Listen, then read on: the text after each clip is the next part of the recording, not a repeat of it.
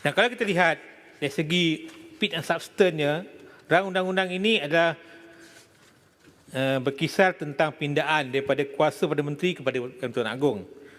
Untuk makluman Tuan Yang Pertua, saya terlibat ketika berbahas semasa undang-undang ini boleh nak dibentangkan dibentangkan dan diluluskan. Masa itu dibentangkan oleh Yang Berhormat Arau.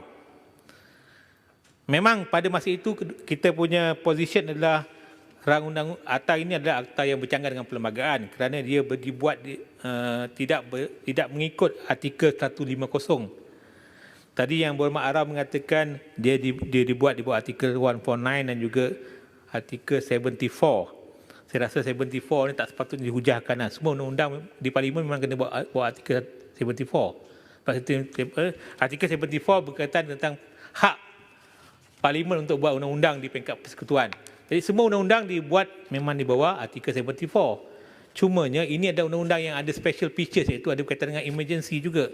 Walaupun tidak disebut secara spesifik emergency, tapi dari segi undang-undang itu adalah masa-masa minta maaf Arau.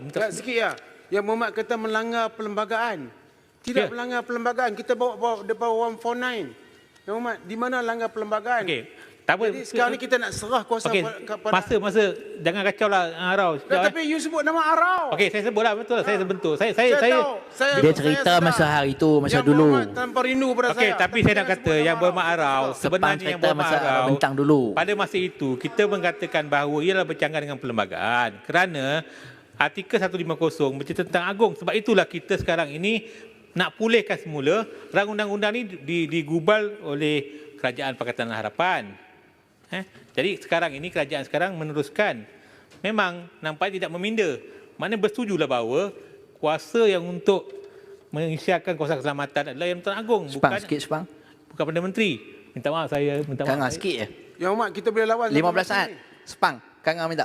Okey. Tadi Sepang sebut tentang obligasi kerahsiaan. Setuju atau tidak Sepang dalam hal-hal berkaitan keselamatan ni? Kadang-kadang kerajaan kena buat tender tertutup, kena buat runding terus untuk mendapatkan keperluan-keperluan keselamatan. Tak apalah, saya nak fokus pasal ni. Minta maaf daripada perundingan terus 101 projek 6.6 bilion dibolok oleh semua orang pilih. Jadi saya nak mengatakan bahawa oleh kerana kuasa Tuan Agong dan di bawah artikel 150. Sebab itulah kita, bila kita berkuasa, kita pulihkan semula rang undang-undang ini, akta ini dengan kita kembalikan kuasa Tuan Agong. Untuk makluman Arau, saya rasa Yang Arau pun tahu bahawa semasa undang-undang diluluskan, memang ada reservation daripada kalangan majlis raja tentang undang-undang ini. Sebab itulah kita merasakan bahawa sudah sampai masanya ketika itu, kita kembalikan semula kuasa Tuan Agong. Sebab itulah kita telah menggubal undang-undang ini. Dan oleh kerana kita dijatuhkan oleh kerajaan, dijatuhkan tanpa mana rakyat, maka kita terpaksa tak dapat teruskan untuk membawa undang-undang ini ke parlimen. Tapi sekarang saya bersyukurlah kerana kerajaan sekarang ini nampaknya meneruskan idea ataupun gagasan yang dibawa oleh Kerajaan Pakatan Harapan. Jadi tentang Tuan Speaker, saya nak tutur sikit. Kerana apa kita mengekalkan kuasa Tuan Agong? Masa dah cukup. Tadi pun you lebih pun saya tak cukup. Saya masa okey. Masa dah cukup. Arau, you rasa okey, tapi orang kat luar nampak you macam badut tau. You macam badut. Okey, cantik. You macam badut kat luar ni, orang nampak. You are badut lah, clown. Clown dia lah tu. Clown. Duduk lah. Kepada orang yang you are clown, duduk. Orang yang mengaku jadi Tuhan ni. Clown, duduk lah. Sampai sekarang. Janganlah, jangan. Sila. Sepang, tolong habiskan. Saya minta orang yang tak sihat ni tarik balik perkataan. Tuan Speaker, ni clown ni minta. Janganlah. Yang Muhammad Sepang. Yang Muhammad Arau, tak apa, kita beri. Silakan habiskan tu. Point of order. 36.6.